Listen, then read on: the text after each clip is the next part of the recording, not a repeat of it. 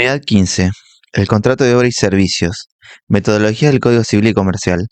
El Código tiene una metodología de establecer una parte general y disposiciones particulares para cada uno de los contratos. Así, el capítulo se divide en 3 secciones.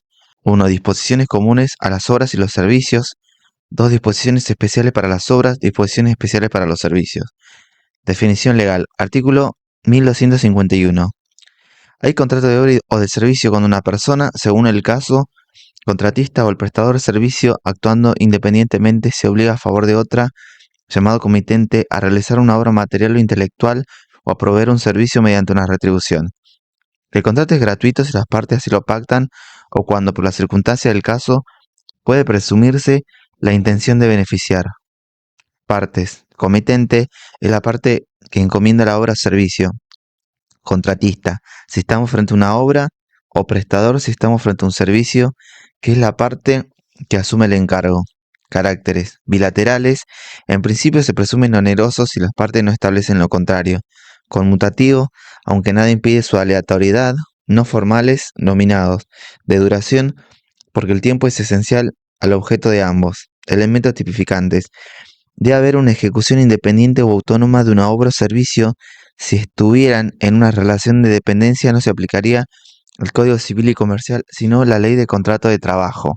Esta obra o servicio se le presta al comitente a cambio de una retribución, pero puede ser gratuito. La cuestión del precio no es una cuestión tipificante, pero ante el silencio se presume que hay un precio. Si las partes quieren apartarse del precio, tienen que expresarlo específicamente o debe poder presumirse. Tiene que ser una presunción clara. Diferencias entre sí y con otras figuras. Artículo 1252. Calificación del contrato. Si hay dudas sobre la calificación del contrato, se entiende que hay contrato de servicios cuando la obligación de hacer consiste en realizar cierta actividad independiente de su eficacia. Se considera que el contrato es de obra cuando se promete un resultado eficaz, reproducible o susceptible de entrega. Los servicios prestados en relación de dependencia se rigen por las normas del derecho laboral. Las disposiciones de este capítulo se integran con las reglas específicas que resulten aplicables a servicios u obras especialmente regulados. En materia de relaciones de dependencia laboral hay una serie de características que no se repiten en los contratos de obras y servicios. Para tener una relación de dependencia laboral tiene que haber subordinación jurídica, el trabajador se encuentra sometido a la autoridad de su patrón. Subordinación económica, el patrón es el que paga y el empleado vive de esa retribución. Subordinación técnica, el patrón es el que dice cómo van a hacerse las cosas. La obra y los servicios pueden considerarse como tales siempre que el contratista o el prestador actúe con independencia o autonomía. La dependencia debe ser económica, jurídica y técnica, lo que da cuenta de su carácter alimentario de la retribución, la necesidad que la labor se encuentre sujeta a la dirección del empleador y ajustada a una metodología o sistema de prestación. La diferenciación entre obra y servicios resulta de la correlación del texto legal antes transcripto con disposiciones relativas a las obligaciones de hacer. La distinción reside en la actividad prometida. La obra comprende un resultado que puede reproducirse o ser susceptible de entrega. La actividad del contratista no se agota en sí misma, sino que debe expresarse en el resultado eficaz prometido. El contrato de servicio supone un débito del prestador que puede consistir en realizar cierta actividad con la diligencia apropiada independientemente del éxito. Artículo 774, inciso B. Es la forma usual bajo la cual se inserta este negocio. Procurar al acreedor cierto resultado concreto con independencia de su eficacia. Artículo 774, inciso B. El contrato de obra exige un resultado eficaz. El de servicio puede apuntar a la mera actividad o a cierto resultado concreto, aunque sin comprender su eficacia. Estas diferenciaciones son de gran importancia con respecto a la responsabilidad profesional.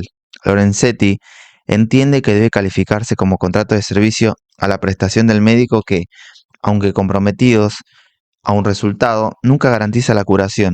Solo se le atribuye responsabilidad objetiva a los profesionales liberales cuando se haya comprometido un resultado concreto. Precio. Artículo 1255. Precio. El precio se determina por el contrato, la ley, los usos o en sus defectos por decisión judicial. Las leyes arancelarias no pueden cercenar la facultad de las partes de determinar el precio de las obras o de los servicios, cuando dicho precio debe ser establecido judicialmente sobre la base de la aplicación de dichas leyes. Su determinación debe adecuarse a la labor cumplida por el prestador. Si la aplicación estricta de los aranceles locales conduce a una evidente e injustificada desproporción entre la retribución resultante y la importancia de la labor cumplida, el juez puede fijar equitativamente la retribución. Si la obra o el servicio se ha contratado por un precio global o por una unidad de medida, ninguna de las partes puede pretender la modificación del precio total o de la unidad de medida, respectivamente, con fundamento en que la obra, el servicio o la unidad exige menos o más trabajo, o que su costo es menor o mayor al previsto, excepto lo dispuesto en el artículo 1091. Obligaciones de las partes. Artículo 1256. Obligaciones del contratista y del prestador. El contratista o prestador de servicios está obligado a ejecutar el contrato conforme a las previsiones contractuales o a los conocimientos razonablemente requeridos al tiempo de su realización por el arte, la ciencia y la técnica correspondientes a la actividad desarrollada, informar al comitente sobre los aspectos esenciales del cumplimiento de la obligación comprometida, proveer los materiales adecuados que son necesarios para la ejecución de la obra del servicio, excepto que algo distinto se haya pactado o resulte de los usos. Usar diligentemente los materiales provistos por el comitente e informarle inmediatamente en caso de que esos materiales sean impropios o tengan vicios que el contratista o prestador debiese conocer. Ejecutar la obra o el servicio en el tiempo convenido o en su defecto en el que razonablemente corresponda según su índole. Artículo 1253. Medios utilizados. A falta de ajustes sobre el modo de hacer la obra, el contratista o prestador de los servicios elige libremente los medios de ejecución del contrato. Obligaciones a cargo del comitente. Obligación de pagar el precio constituye una nota tipificante del contrato. Solo cede por excepción en el ámbito de los servicios. De no fijarse el tiempo de pago, habrá que estarse a lo convenido y en ausencia del mismo serán aplicables las reglas generales. Artículos 886 y 887. Proporcionar al contratista o prestador la colaboración necesaria. Exigencia de la justicia contractual conmutativa para alcanzar la equivalencia de las prestaciones y mantenerla durante toda la vida negocial. Es necesario que los diferentes centros de interés no se encuentren en oposición, sino que establezcan entre ellos una verdadera cooperación. Recibir la obra si fue ejecutada conforme a lo dispuesto en el artículo 1256. La solución debe tamizarse a través de los principales informadores, en especial de los de buena fe. Cooperación de terceros. El artículo 1254 admite que el contratista o prestador de servicios pueda valerse de terceros para ejecutar el contrato, salvo que de lo estipulado o de la índole de la obligación resulte que fue elegido por sus cualidades para realizarlo personalmente. Esa cooperación podrá darse mediante la incorporación de dependientes o a través de otros contratistas o prestadores autónomos mediante el mecanismo de subcontratación. Cualquiera sea la modalidad, el Código Civil y Comercial precisa que la actuación de los terceros se hará bajo la dirección y responsabilidad del contratista o prestador originario, solución que guarda armonía con las normas del subcontrato y las referencias a la responsabilidad del principal por el hecho del dependiente. En materia de construcción inmobiliaria hay una ley 22.250, ley de régimen de trabajo para el personal de la construcción, que tiene previsto un artículo que es el artículo 32. Artículo 32. Quien contrate o subcontrate los servicios de contratistas o subcontratista de la construcción deberá requerir de estos la constancia de su inscripción en el Registro Nacional de la Industria de la Construcción y comunicar a éste la iniciación de la obra y su ubicación. Los empresarios, los propietarios y los profesionales, cuando se desempeñen como constructores de obra, que contraten contratistas o subcontratistas que no hayan acreditado su inscripción en el Registro Nacional, serán por esta sola omisión responsables solidariamente de las obligaciones de dichos contratistas o subcontratistas respecto al personal que ocuparen en la obra y que fueran emergentes de la relación laboral referida a la misma. Causales comunes de extinción. Artículo 1259. Muerte del comitente. La muerte del comitente no extingue el contrato, excepto que haga imposible o inútil la ejecución. Imposibilidad de la ejecución. Debe referirse a la prestación del servicio o a la realización de la obra. Inutilidad de la ejecución. Se refiere a la frustración de la finalidad. Artículo 1260. Muerte del contratista o prestador. La muerte del contratista o prestador extingue el contrato excepto que el comitente acuerde continuarlo con los herederos de aquel. En caso de extinción, el comitente debe pagar el costo de los materiales aprovechables y el valor de la parte realizada en proporción al precio total convenido. Desistimiento. Artículo 1261. Desistimiento unilateral. El comitente puede desistir del contrato por su sola voluntad, aunque la ejecución haya comenzado, pero debe indemnizar al prestador todos los gastos y trabajos realizados y la utilidad que hubiera podido obtener. El juez puede reducir equitativamente la utilidad si la aplicación estricta de la norma conduce a una notoria injusticia. El desistimiento es una forma de extinción de los contratos de obra y de servicios. Es una rescisión, es una facultad exclusiva y unilateral del comitente. No requiere preaviso ni la invocación de una causa que haya transcurrido un tiempo para extinguir el contrato luego de celebrarlo. No se paga el daño moral porque es una facultad otorgada por la ley. Disposiciones especiales de obra. Sistema de contrataciones. Artículo 1262. Sistema de contratación. La obra puede ser contratada por ajuste alzado, también denominado retribución global, por unidad de medida, por costes y costas o por cualquier otro sistema convenido por las partes. La contratación puede hacerse con o sin provisión de materiales por el comitente. Si se trata de inmuebles, la obra puede realizarse en terreno del comitente o de un tercero. Si nada se convino ni surge de los usos, se presume, excepto prueba en contrario, que la obra fue contratada por ajuste alzado y que es el contratista quien provee los materiales. Sistema por ajuste alzado o retribución global. La obra se contrata por ajuste alzado, también llamado de retribución global, cuando la parte establecen desde el comienzo un precio fijo e invariable. Las modificaciones en el precio de los materiales o de la mano de obra benefician o perjudican al contratista y no alteran el precio. A veces el propietario se compromete a reconocer ciertas alteraciones en el precio dentro de límites topes. Es lo que se llama ajuste alzado relativo por oposición al común o absoluto, en el que no hay variación de ninguna naturaleza. A su vez, el artículo 1255 señala que si opta por este sistema en forma absoluta, las partes renuncian a peticionar reajuste alguno sobre el precio, salvo que procediere la invocación de la excesiva onerosidad sobreviniente. Sistema por unidad de medida. El precio se fija por medida o por unidades técnicas, por ejemplo, por kilómetros de camino. Aquí no se fija el precio total, que empero también es invariable como en el caso anterior, pues resulta de multiplicar el número de unidades encargadas por el precio fijado a cada una de ellas. Así, por ejemplo, se contrata la construcción de un camino de 50 kilómetros, fijándose el precio en una cantidad determinada de pesos el kilómetro. Estos contratos dejan la puerta abierta para que las partes puedan continuar la obra emprendida en las mismas condiciones si el contrato sigue siendo conveniente para ambos. Basta en tal caso una simple orden del comitente sin que sea necesario formalizar un nuevo contrato con nuevas y completas estipulaciones. Al igual que con el sistema de ajuste alzado, las partes no podrán pedir reajustes sobre el precio pactado, salvo que mediare un hecho que justificara la aplicación de la teoría de la imprevisión. Artículo 1255. Sistema por coste y costas. El precio de la obra se fija teniendo en cuenta lo que ella costaría de mantenerse los actuales precios de los materiales y salarios, pero se reconoce al contratista el derecho de reajustarlo de acuerdo con la variación de aquellos. Esta contratación admite dos modalidades: o bien el aumento se limita estrictamente a los rubros indicados, materiales y mano de obra, sin afectar la retribución reconocida al contratista que se mantiene invariable, o bien se reconoce también un aumento de gastos generales y retribución proporcional al aumento que, en su conjunto, han experimentado los materiales y la mano de obra.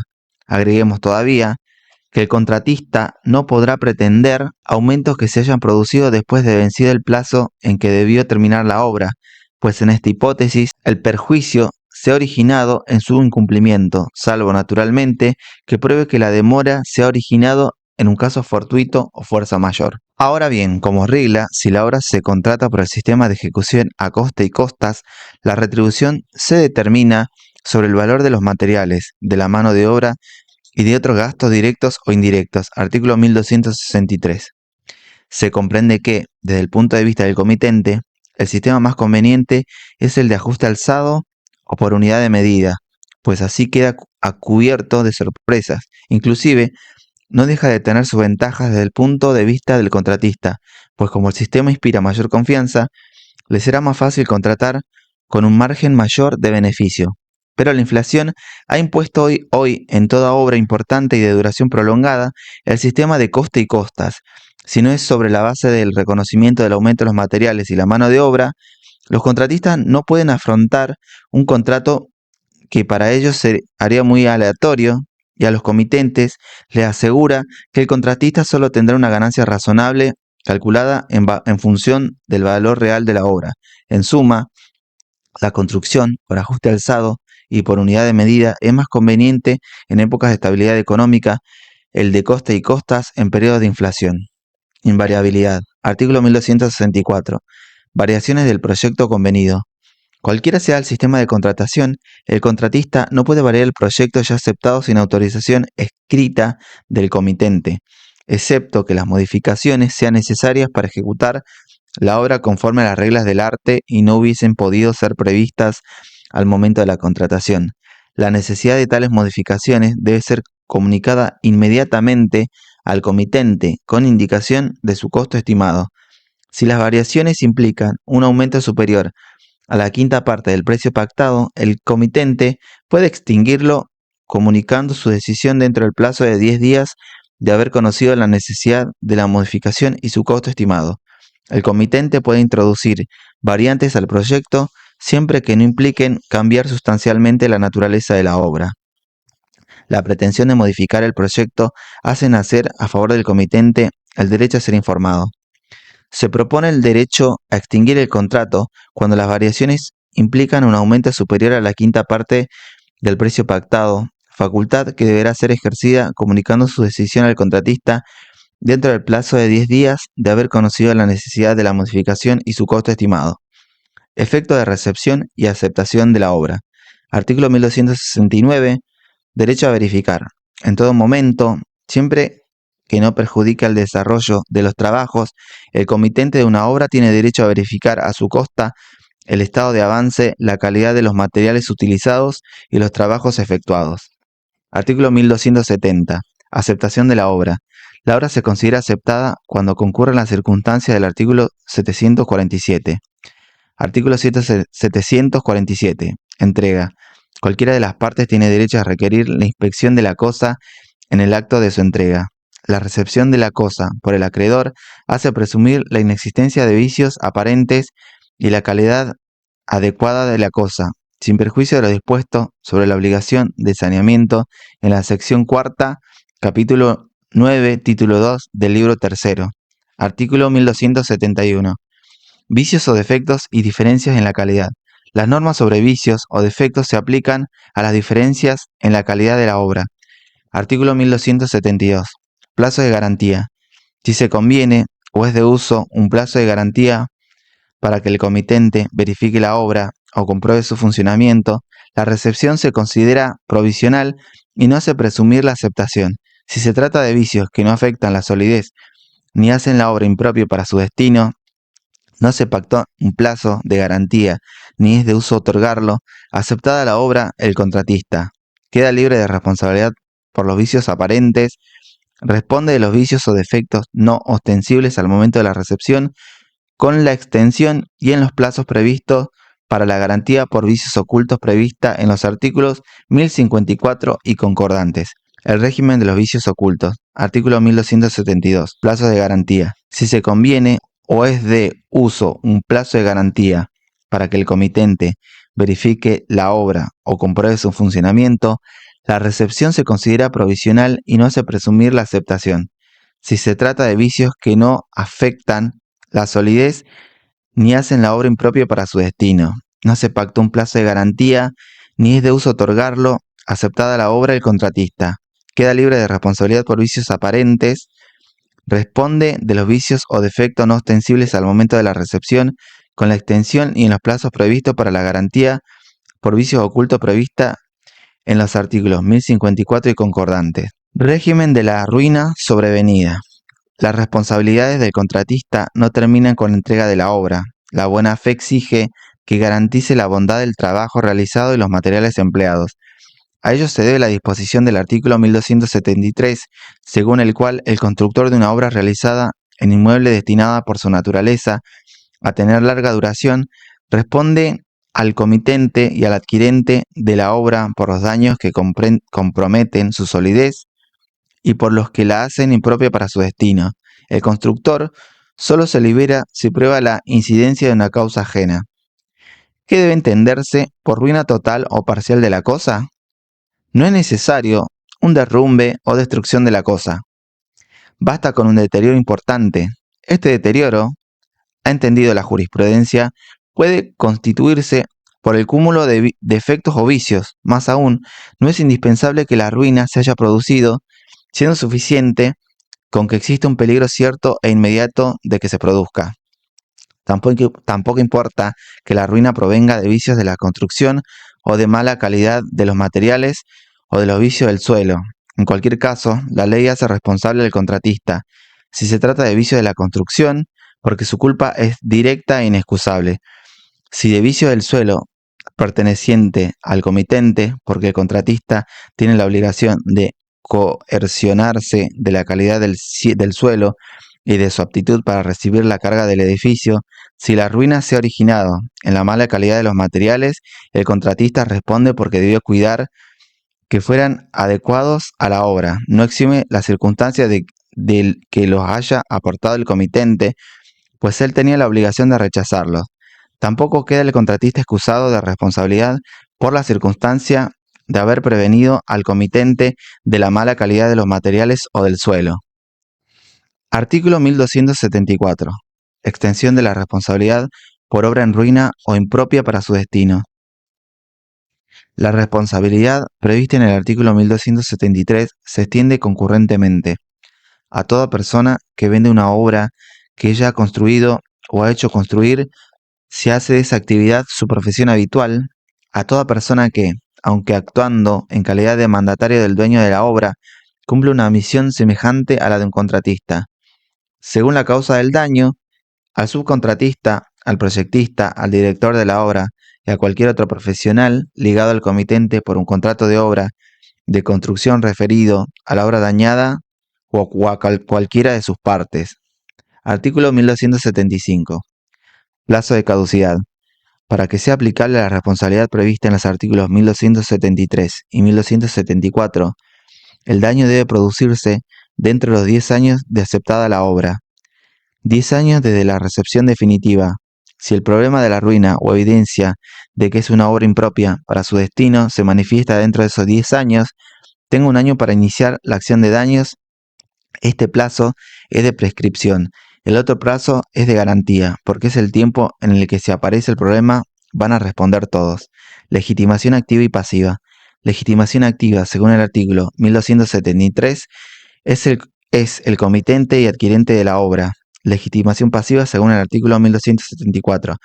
La responsabilidad prevista en el artículo 1273 se extingue concurrentemente a toda persona que vende una obra que ella ha construido o ha hecho construir, si hace de esa actividad su profesión habitual, a toda persona que, aunque actuando en calidad de mandatario del dueño de la obra, cumple una misión semejante a la de un contratista.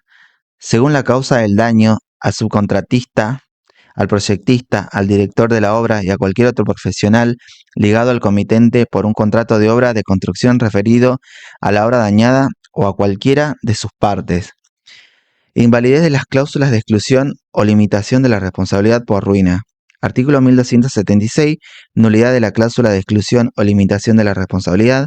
Toda cláusula que dispensa o limita la responsabilidad prevista para los daños que comprometen la solidez de una obra realizada en inmueble destinada a larga duración o que la hacen impropia para su destino, se tiene por no escrita.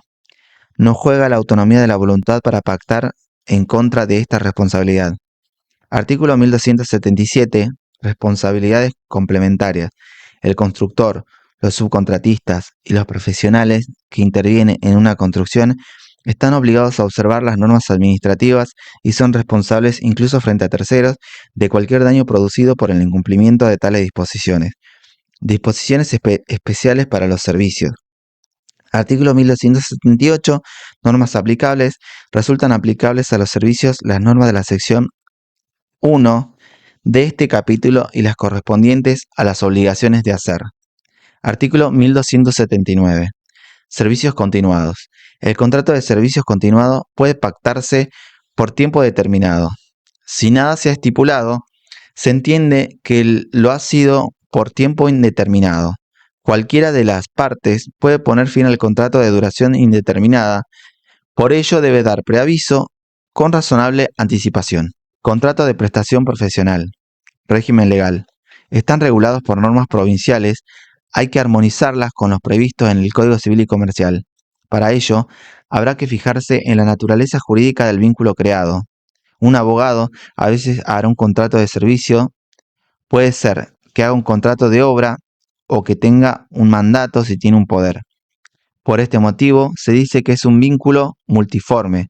Se indaga en el caso concreto cuáles son los términos de esa vinculación, los elementos esenciales particulares y otras cosas para que se pueda hacer la calificación, definir la naturaleza jurídica y poder aplicarle las normas correspondientes. Naturaleza jurídica. Para algunos autores, la relación que vincula al profesional con su cliente es de mandato. Es una teoría que tiene su inspiración en la idea romana de que no era posible asimilar la actividad profesional a la locación de servicios, como se denominaba el contrato de servicios, pero la idea no resiste el análisis y que ha sido desechada en la doctrina moderna. El mandato supone siempre representación para la celebración de un acto jurídico. Los médicos, arquitectos e ingenieros no representan a su cliente ni realizan actos jurídicos sino materiales. Para otros, es un contrato de servicio, si bien es cierto que muchas veces el profesional debe prestar un servicio y que más aún muchas veces lo hace en el marco de un contrato de trabajo. Por ejemplo, el abogado contratado por un estudio jurídico en relación de dependencia no puede dejar de observar que esta figura no alcanza para abarcar a todas las profesiones, en razón de que por las características de sus tareas podrían encuadrarse en otro tipo de contrato. Otros autores sostienen que es un contrato de obra, pero los profesionales nunca o casi nunca prometen un resultado. Además, el régimen legal de ambos contratos acusa marcadas diferencias, las que ya han sido consideradas con anterioridad. Una importante corriente doctrinaria sostiene que se trata de un contrato multiforme, que asume a veces el carácter de contrato de servicios, otras de contrato de obra, otras, en fin, de mandato. Así, el servicio prestado por un abogado, médico, arquitecto o ingeniero a sueldo será contrato de trabajo porque existe subordinación al principal, cuyas instrucciones debe acatar. No se tiene en cuenta el resultado de su trabajo, sino el trabajo en sí mismo. Y finalmente, la remuneración se paga en relación al tiempo trabajado y no a la tarea efectuada. En cambio, los servicios que presta un abogado al cliente que le encarga un pleito o el médico que trata o opera a un enfermo particular será una prestación de servicios, mientras que el arquitecto o ingeniero a quien se encargan los planos de un edificio configuran un contrato de obra. Finalmente, cuando el profesional asume la representación de su cliente, como lo hace el apoderado, habrá mandato.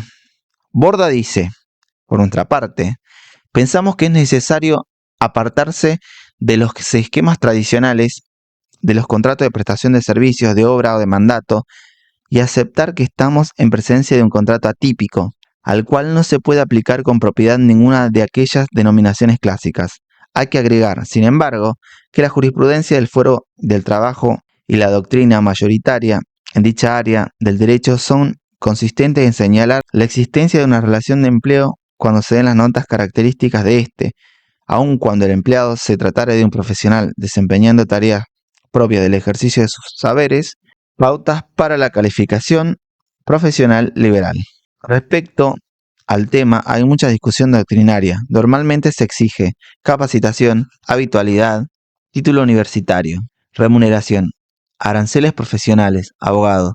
Las partes podrán convenir libremente el precio de los servicios profesionales, artículo 1255, vale decir, pueden establecerlo en una suma fija o bien en una participación en el resultado de la gestión.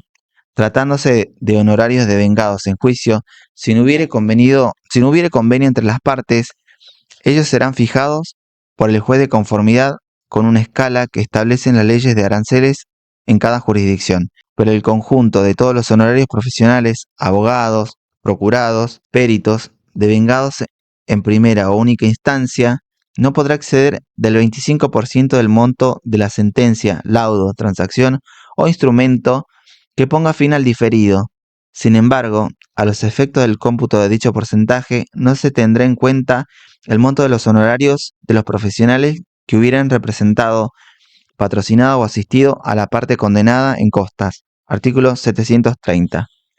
El pacto de quota litis es un convenio por el cual ambas partes se asocian en el resultado del pleito. El profesional sigue el albur del litigio, cargando inclusive con las costas del juicio que se pierde, siempre que no exista una cláusula contractual en contrario, a cambio del reconocimiento de un porcentaje sustancial para el caso de triunfo, de manera de regular los honorarios profesionales y consiguientemente el pacto de quota litis que pudiera haberse convenido, integran la materia no delegada por las provincias al gobierno nacional y por tanto están reglamentadas en las legislaciones locales.